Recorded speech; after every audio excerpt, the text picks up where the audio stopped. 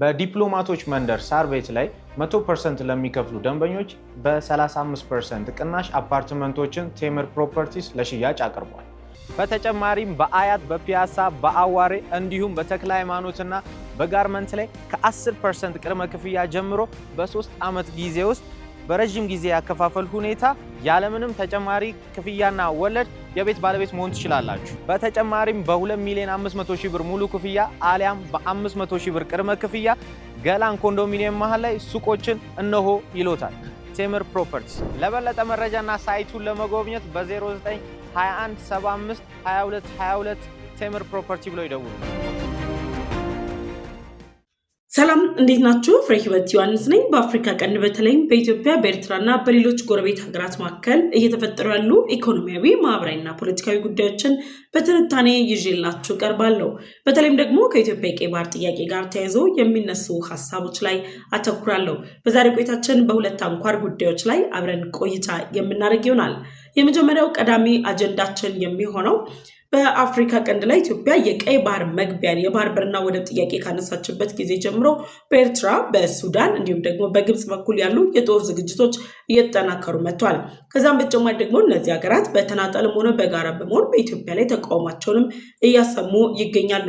እነዚህ ሁሉ እየሆኑ ባሉበት በዚህ ወቅት ላይ ከኢትዮጵያ ጋር ጠንካራ የሚባል የዲፕሎማሲ ግንኙነት፣ ወታደራዊ ጥምረትና ኢኮኖሚያዊ ጥምረትን የፈጠረችው የተባበሩት አረብ ኤምሬት እንግዲህ ለኢትዮጵያ የገባችውን ቃል በተግባር በመፈጸም ለኢትዮጵያ እጅግ ዘመናዊ የሆነና የምድር ላይ የጦር አቅሟን የሚያሳድግ ከዛም በተጨማሪ ደግሞ በምድር ላይ የሚደረጉ ውጊያዎችን በበላይነት ለማጠናቀቅ የሚያስችሏትን የጦር ተሽከርካሪዎችን እያስታጠቀች መሆኑን የሚገልጹ መረጃዎች ይፋ ወጥተዋል። ኢትዮጵያ ከተባበሩት አረብ ኤምሬት ካስገባችው የጦር መሳሪያ በተጨማሪ ደግሞ ጠቅላይ ሚኒስትር ዶክተር አብይ አህመድ በተባበሩት አረብ ኤምሬት እያደረጉት ያለው ቆይታ በአፍሪካ ከሚገኙ መሪዎች መካከል ብቻ ሳይሆን በዓለም አቀፍ ደረጃ በጦርነት ቀጠና ላይ እየተገኙ ጠንካራ መሪም አስብሏቸዋል። በተባበሩት አረብ ኤምሬት እና በኢትዮጵያ መካከል ያለው የሁለትዮሽ ግንኙነትን በተመለከተም የወጣውን ዘገባ እንዲሁም ደግሞ የተባበሩት አረብ ኤምሬት ለኢትዮጵያ ያስታጠቀችውን የጦር ተሽከርካሪ በተመለከተም መረጃ ይዤላችኋለሁ። ሁለተኛው አጀንዳችን የሚሆነው በኢትዮጵያና በኤርትራ መካከል ማጠንጠኛ የሆነው የኢትዮጵያን የቀይ ባህር ጥያቄ መነሻ አድርጎ የተፈጠረው ውጥረት ላይ በተደጋጋሚ የኤርትራ መንግስትን በመወከል ለኢትዮጵያ መንግስት መግለጫዎችንና ማስጠንቀቂያዎችን እየሰጡ ያሉት የኤርትራው የማስታወቂያ ሚኒስትር አቶ የማነ ገብረ መስቀል አዲስ ማስጠንቀቂያ ያዘለ ጽሑፍም ለኢትዮጵያ መንግስት ልከዋል። በነገራችን ላይ አቶ የማነ ገብረ መስቀል በተደጋጋሚ የሚልኳቸው መልእክቶችና የሚያንጸባርቋቸው ሀሳቦችንም ተመሳሳይ ይዘት ያላቸውን እቅድ ያላቸው የፖለቲካ ፓርቲዎችም ደግሞ በሀገራችን ውስጥ ተፈጥረዋል። አቶ የማነ ገብረ መስቀል በኢትዮጵያና በኤርትራ መካከል ያለው አሁናዊ ውጥረትን በተመለከተ ምን ሀሳብ አስቀመጡ፣ ምንስ ማስጠንቀቂያ ሰጡ በሚለው ጉዳይ ላይ ዝርዝር ዘገባዎችን ይዤላችሁ ቀርቤያለሁ። ለዩቲዩብ ቻናል አዲስ ከሆናችሁ የደወል ምልክቷን ተጭናችሁ ቻናሌን ሰብስክራይብ በማድረግ ቤተሰብ እንድትሆኑ ይጠይቃችኋለሁ። ቻናሌን ሰብስክራይብ አድርጋችሁ ቤተሰብ ከሆናችሁ ላይክ እና ሼር በማድረግ ለወዳጅ ዘመዶቻችሁ እንድታጋሩ እጋብዛችኋለሁ። በሰሞኑን ያለው የአየር ንብረትን ተከትሎ እንግዲህ ጉንፋን ትንሽ እያስቸገረኝ ነው። አብራችሁን ቆይታም አድርጉ። በመሃል ፒያሳ በምናስገነባው ሳይት ላይ 30% ቅናሽ ባለ አንድ መኝታ 5.1 ሚሊዮን የነበረው 3.6 ሚሊዮን፣ ባለ ሁለት መኝታ 8.4 ሚሊዮን የነበረው 5.8 ሚሊዮን፣ ባለ 3 መኝታ 12 ሚሊዮን የነበረው 8.4 ሚሊዮን ሲሆን ይህ ዋጋ የወጣው 70% ባንዴ ከፍለው ቀሪ 30% ዲስካውንት ተደርጎላቸው ነው። ቀስ እያሉ በግንባታ ሂደት ለሚከፍሉም ከ10% ቅድመ ክፍያ ጀምሮ አመቻችተናል። ለበለጠ መረጃ ከታች ባሉት ስልኮች ይደውሉ። የመጀመሪያው ቀዳሚ አጀንዳችን የሆነው የተባበሩት አረብ ኤምሬት በአፍሪካ ቀንድ ከሚገኙ ሀገራት መካከል ከኢትዮጵያ ጋር ያላትን የሁለትዮሽ ግንኙነት በዲፕሎማሲ መስክ ከዛን ደግሞ በወታደራዊ መስክ በማጠናከር ጭምር ኢትዮጵያና የተባበሩት አረብ ኤምሬት ያላቸው ግንኙነት እያደገ መጥቷል። አሁን ላይ በአፍሪካ ቀንድ ባለው ፖለቲካ ላይ ከኢትዮጵያ ጋር ካላት ጠንካራ ግንኙነት ከዛም በተጨማሪ ደግሞ በሱዳን ባለው የእርስ በርስ ጦርነት የሱዳን ፈጥኖ ደራሽ ኃይልን ትደግፋለች የሚል ስያሜ እየተሰጣት ያለችው የተባበሩት አረብ ኤምሬት በሶማሌላንድ ላይ እያደረገች ያለችውን እንቅስቃሴ ተጨማሪ በማድረግ የኢትዮጵያን የቀይ ባህር ጉዞ የሚቃወሙና በአፍሪካ ቀንድ ላይ የተባበሩት አረብ ኤምሬትን ሚና በማዳከም ኢትዮጵያ በቀጠናው ላይ ልትገነባ የምትችለውን ኃያልነት እናዳክማለን ወይ ውድቅ እናደርጋለን የሚል እቅድ ያዙት እነ ግብጽ እነ ጅቡቲ እንዲሁም ደግሞ ኤርትራን ጨምሮ ሶማሊያ በተባበሩት አረብ ኤምሬት ላይ የተለያዩ እርምጃዎችን እየወሰዱ ይገኛሉ። እንግዲህ የተባበሩት አረብ ኤምሬት ከዚህ ቀደም ከነዚህ ሀገራት ጋር የነበራትን የሁለትዮሽ ጥምረት በማቋረጥ ጭምር ቀጠናውን ለቃ እንድትወጣና በቀጠናው ላይ የተባበሩት አረብ ኤምሬት የተገለለችውና ከተባበሩት አረብ ኤምሬት በተቃራኒ የቆመችው ሳውዲን የቀጠናው ደግሞ አዲስ አበባ ለማድረግ የተለያዩ ጥረቶችን እያደረጉ ይገኛሉ። በአፍሪካ ቀንድ ላይ ያላትን ሚና ለመነጠቅ ዳርዳር እየተባለች ያለችው የተባበሩት አረብ ኤምሬት ከራስ ገዟ ሶማሌላንድ ጋር ከፈጠረችው የሁለትዮሽ ግንኙነት የራስ ገዟ ሶማሌላንድን ወደብና የባህር በሮችን ከማልማት በተጨማሪ ደግሞ ከኢትዮጵያ ጋር ያላትን የሁለትዮሽ ግንኙነት አጠናክራ የኢትዮጵያን የቀይ ባህር ጥያቄ በመደገፍ ኢትዮጵያ ወደ ቀይ ባህር ልትገባባቸው ትችላለች የተባሉ አስቻይ ሁኔታዎች ላይ ጭምር ድጋፎችን እያደረገች ትገኛለች። በተባበሩት አረብ ኤምሬትና በኢትዮጵያ መካከል ያለው የሁለትዮሽ ግንኙነት ከዲፕሎማሲያዊ ግንኙነት ከወታደራዊ ግንኙነት በተጨማሪ ደግሞ ዜጎች ለዜጎች ያለንም ግንኙነት ጠንካራ የሚባል ነው። ከፍተኛ ቁጥር ያላቸው የኢትዮጵያ ዜጎች በተባበሩት አረብ ኤምሬት በመሄድ በስራ በተለያዩ መስኮች ላይ ተሰማርተው እየሰሩ ነው ያሉት። ስለዚህ እነዚህ የተሳሰሩ ህዝቦችን የተሳሰረውን ዲፕሎማሲ እያደገ እየጠነከረ የመጣውን ዲፕሎማሲያችንን ተከትሎ እነ ኤርትራ፣ እነ ግብጽ፣ ሶማሊያ፣ ጅቡቲ በጋራ በመሆን የተባበሩት አረብ ኤምሬት ከአፍሪካ ቀንድ ላይ ሚናዋን እንድታጣ የሚያደርጉት ጥረት የኋላ ኋላ እቅዱ በኢትዮጵያ ላይ የተለያዩ ጦር ዘመቻዎችን ለመውሰድ ነው። በኢትዮጵያና በኤርትራ መካከል ያለው ውጥረትን ተከትሎ ዓለም አቀፍ ተቋማት፣ የተለያዩ ሀያላን ሀገራት፣ ፖለቲከኞች ጭምር ይህ ውጥረት ወደ ለየለት ግጭት ያመራል። ወደ ለየለት ግጭት የሚያመራ ከሆነ ግን ኢትዮጵያ ራሷን እያደራጀች ያለችበት የጦር አቅም እየታጠቀች ያለችውን የጦር ቴክኖሎጂ ኤርትራ ልትቋቋመው አትችልም። ስለዚህ ኤርትራን በመደገፍ እነ ግብጽ፣ እነ ጅቡቲ፣ እነ ሱዳን ከኤርትራ ጎን ይሰለፉና ኢትዮጵያን እንግዲህ ለመውጋት የተለያዩ አጀንዳዎችን አንስተው ዲፕሎማሲያዊ ጫናን ለመፍጠር እየሰሩ ባሉበት በዚህ ወቅት ላይ የተባበሩት አረብ ኤምሬት በተደጋጋሚ ለኢትዮጵያ ቃል ስትገባ የነበረውን ዘመናዊ የተባሉ የጦር ተሽከርካሪዎችን ማስታጠቅ ጀምራለች። እዚህ በምስሉ ላይ እንደምትመለከቱት የተባበሩት አረብ ኤምሬት ለኢትዮጵያ እያስታጠቀች ያለችው ካልዱስ የሚባል የጦር ተሽከርካሪዎችን የሚያመርት ኩባንያ MCAV 20 የተባለ የጦር ታጣቂ ተሽከርካሪዎችን ነው ለኢትዮጵያ እያስታጠቀች ያለችው። እነዚህ ጦር ታጣቂ የጦር ተሽከርካሪዎች የኢትዮጵያ ጦር መታጠቁ የኢትዮጵያ ጦር አሁን ላይ ከገነባው አቅም እየታጠቃቸው ካሉ ዘመናዊ የጦር መሳሪያዎች እንዲሁም ደግሞ እያስገባቸው በእጁ ላይ እያደረጋቸው ከሚገኙ ዘመናዊነትን የተላበሱ አዳዲስ አሰራሮችን የያዘችው ኢትዮጵያ እንግዲህ ባለፉት ዘመናት ላይ ግሎባል ፋየር ፓወርን ጨምሮ ሌሎች ዓለም አቀፍ ተቋማት የኢትዮጵያ የጦር አቅም ከነ ኤርትራና ከነ ግብጽ ጋር የሚወዳደር አለመሆኑን በገለጹበት ወቅት ላይ የተባበሩት አረብ ኤምሬት በምድር ውጊያ ላይ በሚኖር የምድር ውጊያ ላይ ኢትዮጵያ ብልጫ እንድትወስድና ጦር ውጊያውን በበላይነት እንድታጠናቀቅ የሚያስችላትን በካልዱስ ኩባንያ የተመረተውን MCAV 20 የጦር ታጣቂ ተሽከርካሪን ለኢትዮጵያ እያስረከበች ነው ያለችው። በተደጋጋሚ አፍሪሜኒስት የተባለው ድረገጽን ጨምሮ ሌሎች የተለያዩ ዓለም አቀፍ የሚዲያ ተቋማትም እንደሚገልጹት በተባበሩት አረብ ኤምሬት መካከልና በኢትዮጵያ መካከል የተገነባው ወታደራዊ ጥምረት ኢትዮጵያ ዘመናዊ የሚባል የጦር አቅም እንድትገነባ አቅም ከሆኗት መነሻ ከሆኗት ወይም ደግሞ የኢትዮጵያን የጦር ዘመናዊነት ከሚደግፉ ሀገራት መካከል የተባበሩት አረብ ኤምሬት እየተጫወተች ያለችው ሚና እጅግ ከፍተኛ ነው። ለዚህ ነው የኤርትራ መንግስት ባለስልጣናት ራሳቸው መገንባት ያቃታቸውን ዲፕሎማሲያዊ ጥምረት ኢትዮጵያ በዲፕሎማሲያዊ መንገድ ስትገነባው የኢትዮጵያ የባህር በር ጥያቄ ቀይ ባህር ላይ ያነሳች ያለችው ጥያቄ የተባበሩት አረብ ኤምሬት አጀንዳ ነው የሚል ሽፋንን የሰጡት። ኢትዮጵያ አሁን ላይ ከተባበሩት አረብ ኤምሬት የምትታጠቀው የማካፍ 20 የተባለው የጦር ተሽከርካሪ ወይም ደግሞ የጦር መሳሪያን የሚታጠቀው የጦር ተሽከርካሪ የምድር ላይ ውጊያ አሁን ላይ እዚህ ጋር ቆመ ብለን ማሰብ ያለብን ኢትዮጵያ በአየር በምታደርገው ውጊያ ላይ ጠቅላይ ሚኒስትሩ 90ኛ ዓመት የክብረ በዓሉን ምስረታ በዓሉን ያከበረው የኢትዮጵያ አየር ኃይል ያከበረ ጊዜ ሚግ 21 የታጠቁ ሀገራት እንግዲህ ሱ30 እና ደግሞ JC10 የጦር ጀቶችን ሌሎች አደገኛ የጦር አውሮፕላኖችን የታጠቁ ድሮን ማምረት የጀመረች ሀገርን እንደማይችሉ አገልጸው ቆሞ ቀሮች ብለው ባቀረቡበት ወይም ደግሞ በተናገሩበት አግባብ ላይ የኤርትራ መንግስት አሁን ላይ ያደረገ ያለውን እንቅስቃሴ በኢትዮጵያ ላይ የጦር ትንኮሳ ለማድረግ እየሄደበት ያለው ርቀት እሱን ለመከላከልና የኤርትራ ጦር አቅሜን ገንብቼበታለሁ ለሚለው የምድር ኃይል ኢትዮጵያ በመካናይዝድ ጦሯ ከምትሰጠው ምላሽ በተጨማሪ የምድር ላይ ወይም ደግሞ መሬት ላይ በሚደረግ ውጊያ ላይ ብልጫን ለመውሰድ የጦር አቅሟን መሸከም የሚችል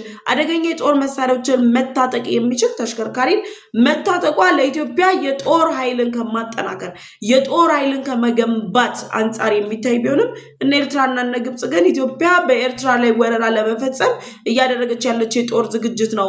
ጦርነት ልትከፍትባት ነው። ስለዚህ ኢትዮጵያ እያደረገች ያለችው የጦር ዝግጅት ኢላማው ኤርትራ ናት ይላሉ። በነገራችን ላይ እዚህ ጋር ቆም ብለን ማየት ያለብን አንድ ጉዳይ ኢትዮጵያ እያደራጀች ያለችው የጦር አቅሟ በአፍሪካ ቀንድ ላይ የኢትዮጵያን ኢኮኖሚ የኢትዮጵያን የፖለቲካ እድገት ኢትዮጵያ እየፈጠረች ያለውን ዲፕሎማሲያዊ ጫና መቀበል አቅቶት ለሚነሳ የትኛውም የጠላት ኃይል ምላሽ ለመስጠት እንጂ ኢትዮጵያ ኤርትራን በቀይ ባህር ምክንያት የምትወጋበት ምክንያት የለም።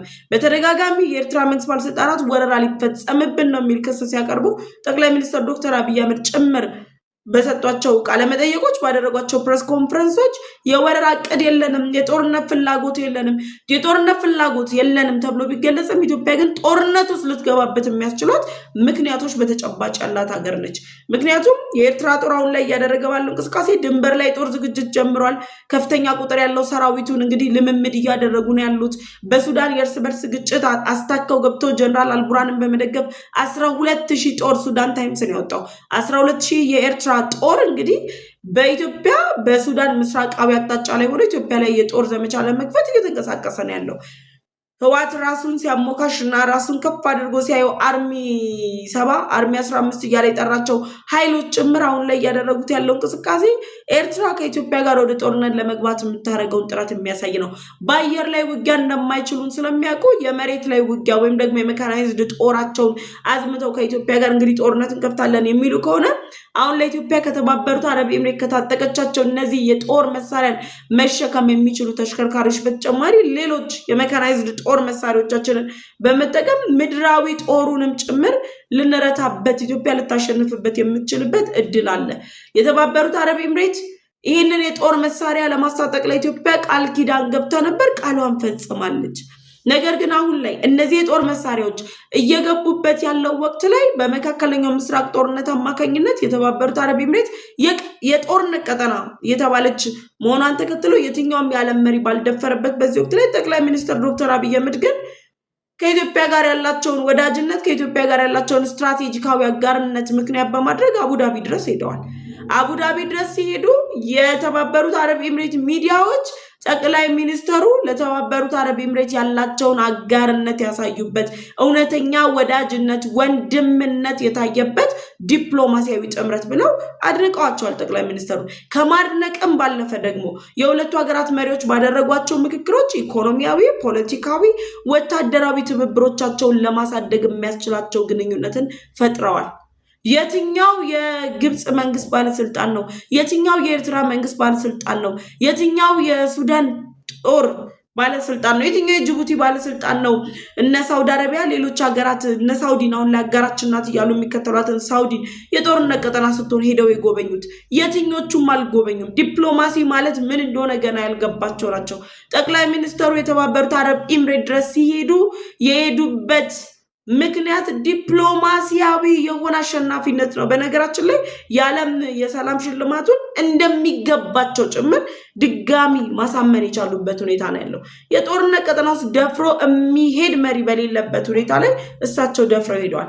ከመሄድ ባለፈም ደግሞ ሀዘናቸውን ገልጸዋል። ኢራን በተባበሩት አረብ ኤምሬት ላይ ኢራን ከእስራኤልና ከአሜሪካ ጋር ውጥረት ውስጥ ሆና በተባበሩት አረብ ኤምሬት ላይ ለተፈጸመው ጥቃት ተቃውመዋል። የሀገርን ሉዓላዊነት የሚጥስ ነው። አንድ ሉዓላዊ ሀገር የሀገር ሉዓላዊነት ሲጣስ ኦፍኮርስ ትክክል አይደለም ብሎ መቃወም አለበት። ተቃውሟል፣ ተገቢነት የሌለው ነው በማለት ጭምር ማለት ነው።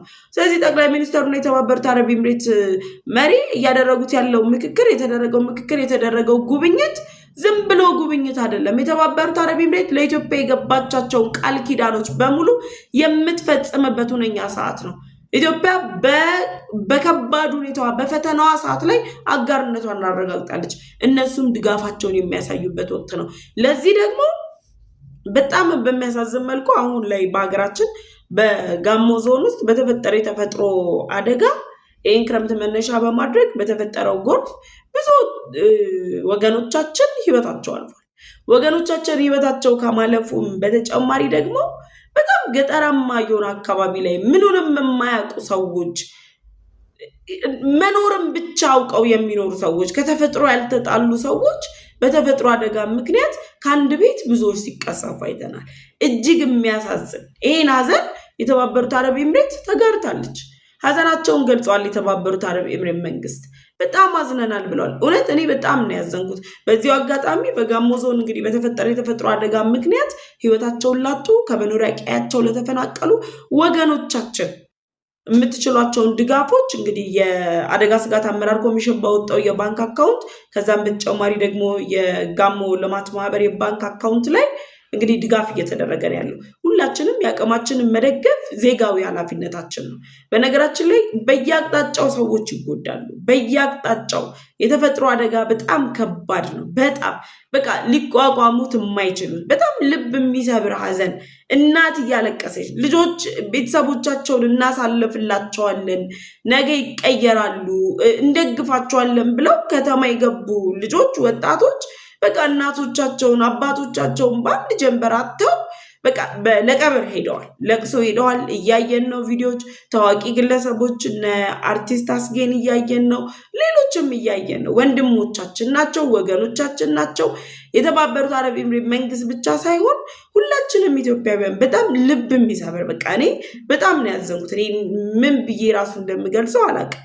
የዛሬ ዓመት የጎፋውን አይተናል። በመቶዎች የሚቆጠሩ ሰዎች አልቀዋል። አሁን ደግሞ ይሄ ነገር ሲፈጠር ውጥረት የሚፈጠር በቃ የሆነ ጭንቀትን የሚፈጠር ነገር ነው። ተፈጥሮ በራሱ በሚቀያየርበት ዓለም ላይ ምን እንደሆነ ግራ የሚገባ ነገር ነው እና ለወገኖቻችን መደገፍ የምትፈልጉ ሰዎች እንግዲህ የአደጋ ስጋት አመራር ባስገባው በለጠፈው የባንክ አካውንት ላይ እሱ ላይ እያስገባችሁ ከዛ ተጨማሪ ደግሞ የጋሞ ልማት ማህበር ያወጣውን የአካውንት ላይ እያስገባችሁ ድጋፋችሁን አጋርነታችሁን ግለጹ። እንኳን ለኛ ለኢትዮጵያውያን ለመላው ዓለም የሚያም ክስተት ነው። በቃ ተፈጥሮ ሲቆጣ እኔ በቃ ምን ያህል ልጆች ወላጅ አልባ እንደሚሆኑ፣ ምን ያህል እናቶች ልጆቻቸውን እንደሚቀብሩ፣ ምን ያህል ወጣቶች ደግሞ እናቶቻቸውን አቅፈው ሳይጠግቡ በቃ ምን አይነት ህይወት እያሳለፉ እንደሆነ በቃ በጣም እንትን ነው፣ ከባድ ነው። ይቅርታ በጣም እና ድጋፍ ማድረግ የምትችሉ ድጋፍ አድርጉ። የባንክ አካውንታቸው አለ፣ እሱ ላይ ድጋፍ አድርጉ። እንግዲህ አሁን ላይ ጠቅላይ ሚኒስተሩ አያሳኩትም ሲባል ጠቅላይ ሚኒስተሩ እንግዲህ አሁን ላይ የተባበሩት አረብ ኤምሬት አይደለም ከሌላ ሀገር ጋር ጥምረት አይፈጥሩም ሲባል የተባበሩት አረብ ኤምሬት ውጥረት ላይ ባለችበት ጊዜ እንኳን ሀዘናችንን እየተጋራች ያለችበት ሁኔታ ነው ያለው። በዚህ ጉዳይ ላይ እናንተም ሀሳብ አስተያየታችሁን ኮሜንት ሴክሽን ላይ አስቀምጡልኝ። እንግዲህ ጠቅላይ ሚኒስተራችን አያሳኩትም የተባለውን አሳክተውታል። እኔ ደግሞ እዚህ ላይ አካውንት እንትናችሁ አስቀምጥላችኋለሁ፣ አካውንት ቁጥሩን እዛ ላይ ድጋፋችሁን አድርጉ። በዋትሳፕ ቁጥሬ ላይ ደግሞ ቮይስ ብታስቀምጡልኝ አካውንቶቹን እዛ ላይ አስቀምጥላችኋለሁ። የትኛውም የዓለም ዳርቻ ያላችሁ ሰዎች ያቅማችሁን ለአካባቢ ሰዎች እንድታበረክቱ እጠይቃችኋለሁ። እንግዲህ እግዚአብሔር መልካሙን ያሰማን፣ መልካሙን የምንሰማበት ወገናችን የማያልቅበት ዘመን ደግሞ እንዲሆን ሁላችሁም በምንከተለው እምነት ፈጣሪያችን እንድንለምን ጠይቃችኋለሁ። ወደ ሁለተኛው አጀንዳ ተሻገርኩኝ። ሁለተኛው አጀንዳችን የኤርትራ መንግስት ለኢትዮጵያ ማስጠንቀቂያ ሰጥቷል። እንግዲህ ኢትዮጵያ አሁን ላይ እያደረገች ያለችው እንቅስቃሴ የቀይ ባህሩ ጉዳይ አይቀሬ መሆኑን በተለይ ደግሞ በቅርቡ የኢትዮጵያ ብሔራዊ መከላከያ ሰራዊት አባላት ሲደረግ የነበሩ ኮንፈረንሶች ላይ እነ ሜጀር ጀነራል ተሾመ ገመቹን ጨምሮ ሌሎች ከፍተኛ የኢትዮጵያ የጦር አመራሮች ያስተላለፏቸውን መልእክቶች መነሻ አድርገው እንግዲህ የኤርትራው የማስታወቂያ ሚኒስተር አቶ የማነ ገብረ መስቀል በይፋዊ ኤክስ ገጻቸው ላይ ለኢትዮጵያ መንግስት ምላሽ ሰጥተዋል። እኔ አንድ ነገር እዚህ ጋር ልብ እንድትሉ የምፈልጋችሁ ነገር የኤርትራው የማስታወቂያ ሚኒስተር ሁልጊዜም ኢትዮጵያን በተመለከተ ሀሳባቸውን ሲገልጹ የብልጽግና ፓርቲ ወይም ደግሞ የብልጽግና መንግስት ይላሉ። የቀይ ባህርን ጥያቄ የብልጽግና ጥያቄ ብቻ አድርገው ያነሱታል። በነገራችን ላይ አሁን ላይ በሀገራችን የሚካሄደው 7ኛው ሀገራዊ ምርጫ ላይ ፖለቲካ ፓርቲዎች ሀሳባቸውን እያቀረቡ ነው። ብዙ አዳዲስ ነገሮች እየሰማን ያለ ነው። የቀይ ባህርን ጉዳይ በተመለከተ ኢትዮጵያ ያነሳችውን የባህር በር ጥያቄን በተመለከተ ከኢትዮጵያ መንግስት ጎን ነን ብሏል ኢዜማ። ከኢትዮጵያ መንግስት ጎን ነኝ በአሁኑ ወቅት ላይ መንግስት ላይ የሚወሰድ የትኛውንም እርምጃ አብሬ እከላከላለሁ እቃወማለሁ ሲል ሌሎች ደግሞ እንደ ትብብር ለኢትዮጵያ ያሉ የፖለቲካ ፓርቲዎች ደግሞ የኢትዮጵያ ድንበር ሉዓላዊነት ሲጣስ የአሸማጋይ ሚና እንጫወታለን፣ የኤርትራ ጦር ድንበር ዘልቆ ገብቶ በኢትዮጵያ ውስጥ እየተንቀሳቀሰ ነው ሲባል መጀመሪያ የኢትዮጵያ ጦር ምን አደረገ? ምንስ ተነኮሰ? የኢትዮጵያን የቀይ ባህር ጥያቄ ከማንሳት ይልቅ ለማዳፈን የሚደረጉ ጥረቶች የኤርትራ መንግስት ባለስልጣናት በድፍረት የኢትዮጵያ ህዝብ ጥያቄ ሳይሆን የብልጽግና ፓርቲ ጥያቄ ነው በማለት የባህር በሩን ጥያቄ እንዲያንኳስሱት ከሚያደርጋቸው ጉዳይ አንዱ ነውና የኢትዮጵያ የባህር በር ጥያቄ የሁላችንም ጥያቄ ነው። የመላው ኢትዮጵያውያን ከ120 ሚሊዮን በላይ የሆነው ህዝብ የህልውና ጉዳይ የሉዓላዊነት ጉዳይ ነውና ያንን ጥያቄ ደጋግመን ማንሳቱም አይሰለቸንም። አሁን ላይ የኤርትራ ማስታወቂያ ሚኒስተር ባስተላለፉት መልእክት ቀይ መስመሩ ተጥሷል ብለዋል። ቀይ መስመሩ እንግዲህ እነሱ ኤሪ ኢንፍሉዌንዛ ይሉታል። በኤርትራ ላይ የሚነሱ የተለያዩ አስተያየቶች ዲሴምበር ወር ላይ አካባቢ እስከ ጃንዋሪ ባለው ይበዛሉ እና ኤሪ ኢንፍሉዌንዛ ታይም ብለው እነሱ የኤሪ ኢንፍሉዌንዛ ጊዜ ነው ይሉታልና ከዛ በተጨማሪ ግብጽ በተደጋጋሚ ኢትዮጵያ በአባይ ውሃ ላይ የወሰደችባትን ብልጫ ኢትዮጵያ ወደ ቀይ ባህር ለመግባት የምታደርገውን ጥረት ቀይ መስመሩ ተጥሷል፣ ኢትዮጵያ ቀይ መስመር ይጥሳለች እያለች ቅሬታ ታቀርባለች። የሱን አባዜ የሱን ግልባጭ ይዘው የኤርትራ ማስታወቂያ ሚኒስተር ቀይ መስመሩ ተጥሷል፣ ኢትዮጵያ አሁን ላይ ተንኮል አዘል ዘመቻዎችን ከፍታለች ይላሉ። በነገራችን ላይ ኢትዮጵያ ተንኮል አዘል ዘመቻ ከፍታለች ብለው የሚያነሱት የኢትዮጵያ ከፍተኛ የሚባሉ የጦር አመራሮች እንዲሁም ደግሞ በኢትዮጵያ እነሱ ከሚጠብቁት በላይ ቁጥር ያለው ወጣት ቁጥር ያለው የሶሻል ሚዲያ ተጠቃሚ ቁጥር ያለው ፖለቲከኛ የኢትዮጵያን የቀይ ባህር ጥያቄ አጀንዳ አድርጎ መቅረቡ ለነሱ ተንኮል አዘል ዘመቻ አድርጎ ነው የተወሰደው። ተንኮል አዘል ዘመቻ አድርገውታል። ኢትዮጵያ በኤርትራ ላይ ሐሰተኛ ፕሮፓጋንዳ እየሰራች ነው የሚሉት በኢትዮጵያና በኤርትራ መካከል የነበረውን የታሪክ ሁኔታ ወይም ደግሞ ታሪክን አዳፍነው ኤርትራ የአሰብ ወደብ ባለቤት ነች ከድሮም ኢትዮጵያ የቀይ ባህር አካል ሆና አታውቅም የሚለውን ሐሰተኛ ፕሮፓጋንዳቸውን በህዝብ ዘንድ ለማሰረጥ በሚያደርጉት ጥረት ነው። እንግዲህ ተንኮል አዘል ዘመቻ ብለው ኢትዮጵያን ባስቀመጡበት ልክ ላይ እነሱ በቅርብ ጊዜ ምጽዋ ላይ እንግዲህ የፈንቅል ኦፕሬሽን ብለው ሲያከብሩ እኮ የኢትዮጵያን ሰንደቅ ዓላማ መሬት ሲረግጡ የባህር በር ጥያቄ ይናፍቃቸዋል ሲሉ መሪዎቻችንን መሬት ላይ ያለፉ መሪዎቻችን አሁን ላይ ያሉትን ጠቅላይ ሚኒስትሩን ጭምር በስዕል አድርገው ሲረግጡ የነበሩት ከዛ የበለጠ ተንኮል የትኛው ተንኮል ነውና ነው ኢትዮጵያ የተንኮል እንቅስቃሴ እያደረገች ነው ተንኮል አዘል ዘመቻ ከፍታብናለች ብለው የኤርትራው ማስታወቂያ ሚኒስተር እንግዲህ ዓለም አቀፉ ማህበረሰብ እንዲደርስላቸው ሌሎች ሀገራትም እንግዲህ ኤርትራ ተበድራለች ኢትዮጵያ ተንኮል አዘል ዘመቻ ከፍታለች የጦር እርምጃ ልትወስድባቸው ነው የሚል አመለካከቶች እንዲነሱ እያደረጉ የሚገኙት። በነገራችን ላይ አሁን ላይ ያሉት የኤርትራ መንግስት ባለስልጣናት ኢትዮጵያ እያቀረበች ያለችው የቀይ ባህር ጥያቄ ቀይ መስመርን በመጣስ ነው ብለዋል። የትኛውን መስመር እንደጣስ ነው አልገባንም። ኢትዮጵያ የጠየቀችው በታሪክ በህግ የራሷ የነበረን ማንም ሰው የራሱን ንብረት የማስመለስ መብት እንዳለው ሁሉ በህግና በታሪክ የራሷ የሆነውን ነገር ነው የጠየቀችው። ከመጠየቅ ባለፈም ደግሞ ዲፕሎማሲያዊ አማራጮችን ሰላማዊ አማራጮችን ማድረግ የምትችልባቸውን መንገዶች ጭምር አቅርባለች። እነሱን አንቀበልም ያሉ አካላት አሁን ላይ ያሉት ኢትዮጵያ እያቀረበች ያለችው የቀይ ባህር ጥያቄ ሐሰተኛ ፕሮፓጋንዳ የታጀበና ኢትዮጵያ የኤርትራን ቀይ መስመር የጣሰችበት አግባብን የፈጠረችበት ሁኔታ ነው ብለዋል። የኤርትራ ማስታወቂያ ሚኒስተር ያለፈውን ታሪክ በማንሳት የኤርትራን መሬት የመጠቅለል እቅድ ኢትዮጵያ ይዛለች ብሏል። ያለፈው ታሪክ የቱ ነው? ያለፈው ታሪክ የሚሉት እንግዲህ ባለፈው ስርዓት ላይ ኢትዮጵያ አገርን የሸጡ ወንበዴዎች፣ ዱርዬዎች ዛሬም ድረስ የሀገር ነቀርሳ የሆኑ አካላት አሳልፈው የሰጡባትን ወደብ ከቀይ ባህር ያራቋትን ሲስተም ለምን እንደ ጥያቄ ታነሳለች? ለምን ጥያቄ አድርገው ታነሳዋለች? ሊነሳ አይገባም እኮ ታሪክን ነው እያነሱ ያሉት ብለው እየሞገቱ ነው ያሉት። ኢትዮጵያ አይደለም አሰብን ያጣችበት እናንተ ጭምር የተገነጠላችሁበት አግባብ በታሪክ እና ሰው ከተባለ በገላጋይ ፍርድ ቤት ላይ ቆመን ድል አድርገን የመጠቅለል አቅም አለን። ግን አንድን ሉዓላዊትን ሀገር መጠቅለል አግባብነት የለውም በማለት ነው ኢትዮጵያ የኤርትራን ሉዓላዊነት አክብራ ስቲል ዛሬ ድረስ በዲፕሎማሲያዊ መንገድ የባህር በርና ወደብ የምትጠቀምበትን መንገድ ፍጠሩልኝ፣ የባህር በርና ወደብ አስጠቅሙኝ እያለች እያነሳች ያለችው። ይህንን ሲሉ ሲቀባጥሩ ከቆዩ በኋላ የማስታወቂያ ሚኒስተሩ የኢትዮጵያ ኢኮኖሚ ላይ ዘለው ሄዱ። በነገራችን ላይ ኢትዮጵያ አሁን የምታዘጋጀው የአየር ንብረት ለውጥ መድረክን ከዓለም ላይ ከሚገኙ ሀገራት በሙሉ ተመራጭ ያደርጋት የኮንፈረንስ እና የቱሪዝም ማዕከል አድርጋ ራሷን በመምረጥ የቱሪዝምና የኮንፈረንስ ማዕከል አድርጋ የሰራችበት የላቧን ዋጋ በኢትዮጵያ በልጆቿ ጥረት የተገነባው ኢኮኖሚ የተገነባው እድገት የተፈጠረው ዲፕሎማሲያዊ ጥረትን መነሻ አድርጎ ዓለም ተስማምቶ ኢትዮጵያ የዓለም የአየር ንብረት ለውጥን መድረክ እንድታዘጋጅ ሲወስንላት ኤርትራ ግን ምንድን ያለችው ኢትዮጵያ ይህንን መድረክ የምትጠቀመው ዓለም አቀፉ ማህበረሰብ ለማታለል ነው። እናታልበት መድረኩን እኮ ያገኘነው ለፍተን ነው። ምንድነው የምናታልለው? ዓለም መጥቶ ያየው ኤአይ አይደለም፣ አርቲፊሻል ኢንተለጀንስ አይደለም። ዓለም እየመሰከረ ያለው የኢኮኖሚ እድገታችን አርቲፊሻል ኢንተለጀንስ አይደለም። ኦፍ ኮርስ አድገናል። ከተማችን ተለውጧል። ዓለም አቀፍ መድረኮችን የማዘጋጀት አቅም ፈጥረናል። ዓለም አቀፋዊ ጫናን ፈጥረናል። ዲፕሎማሲያዊ ተሰሚነትን ኢትዮጵያ አግኝታለች። ምንድነው የምናታልለው? እናንተ አይደለም የዓለም የአየር ንብረት ለውጥ ፕሮግራም ይቅርና የህዝብ ተወካዮች ምክር ቤት መድረክ ማዘጋጀት ያልቻለ መንግስት ይዛችሁ ኢትዮጵያ ለማታለል ነው የምትጠቀመው። ማንን ያታለለችው? ዓለም አቀፍ ህጉ ክፍት ነው። ከኢትዮጵያና በኤርትራ መካከል የነበሩ የታሪክ ስምምነቶች፣ የታሪክ ሂደቶች አሉ። እነሱን መነሻ አድርገው ገለጥ አድርገው ማየት ይቻላል። ምንድነው የምትታለሉት? የትኛው ዓለም አቀፍ ማህበረሰብ ነው የሚታለለው? የዓለም የገንዘብ ተቋማት ከዓለም ባንክ ባገኛችሁ ብድር ነው ኢኮኖሚያን ያጎለበታችሁ። አገኙና ሰርታችሁ አሳዩን።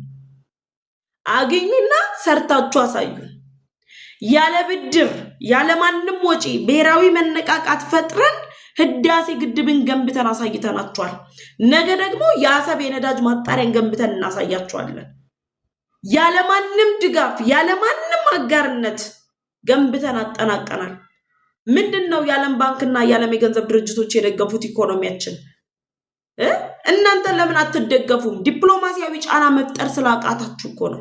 ዲፕሎማሲያዊ አቅማችሁ ስለተዳከመ አይደለም። ከቀሪው ዓለም ጋር ይቀርና ከህዝባችሁ ጋር ተግባብታችሁ መኖር ስላልቻላችሁ ነው ለዚህ ሁሉ የበቃችሁት። ይሄን መነሻ አድርጋችሁ ለኢትዮጵያ ማስጠንቀቂያ ከመስጠት ይልቅ ልትወረን ነው የሚል ሐሰተኛ ዘመቻ ከማቅረብ ይልቅ ድንበር ጥሳችሁ እየገባችሁ በትግራይ ክልል ሁለተኛ ዙር ጦርነት ድግስ ከምትደግሱ ከበሮ ከምትመቱ ቆም ብላችሁ ሀገራችሁን ኢኮኖሚ ያልሙ። ቆም ብላችሁ ህዝባችን ምን ላይ ነው ያለው በሉ። ቆም ብላችሁ ሉዓላዊት ሀገርን ድንበር ጥሶ መግባት ወንጀል እንደሆነ ወቁ።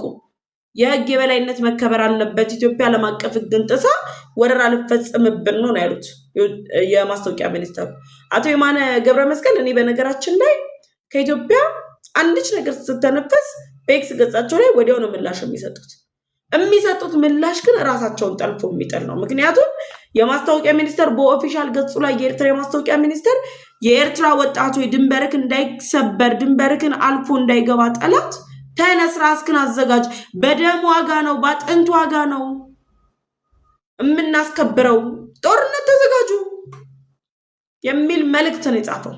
በትግርኛ ቋንቋ እኮ ለጦርነት የሚጎስም መልእክትን በኦፊሻል የሚኒስተር ገጽ ላይ የሚለጥፉ ጀግኖች ናቸው። እኛን የጦር ትንኮሳ እያደረጉብን ነው የሚሉት። ያለፈውን ታሪካችንን በደንብ እናነሳለን። የታሪክም የህግም ማስረጃ አለን። ያልሞቱ ምስክሮች አሉን፣ ሕያው ምስክሮች። አሰብ የማን እንደሆነ የሚያውቁ ባለቤቶቹን እየረገጣችሁ እኮ ነው ዝም እያደረጋችሁ ያላችሁት።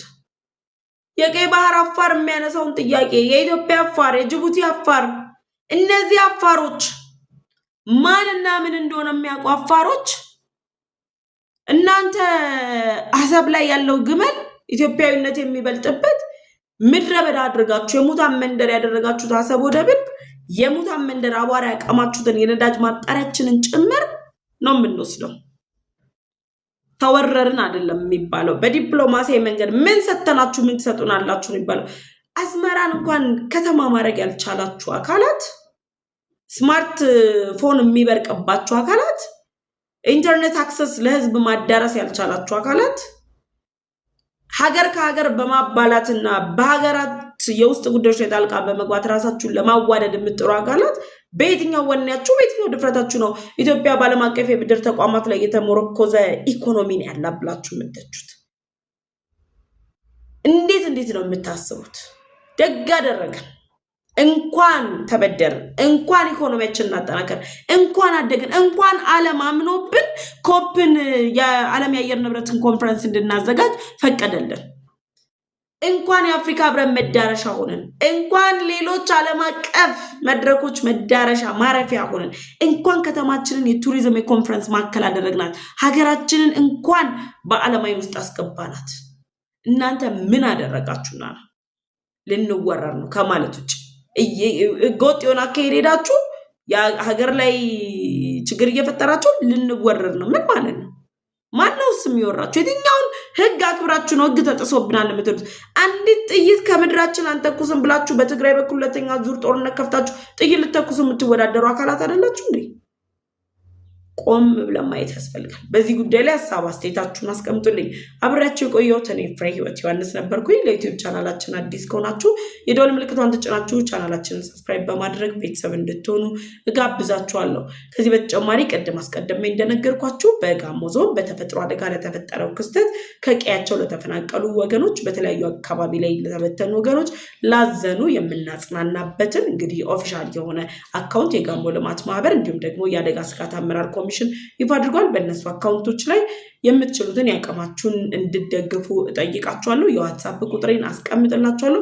በዋትስአፕ ቁጥሬ ላይ ያስገባችሁትን ገንዘብ ለእኔ እንግዲህ ስክሪንሾቱን ላኩልኝ። እኔ ደግሞ ለሚመለከተው አካል አደርሳለሁ። ወደ እኔ አካውንት የሚገባ ምንም ብር አልፈልግም። እናንተ ግን በአስቀመጥኩላችሁ አካውንቶች ገንዘብ እንድታስገቡና ድጋፍ እንድታደርጉ እጠይቃችኋለሁ። በሌሎች ዝግጅቶች እመለሳለሁ። ቸር ቆዩ።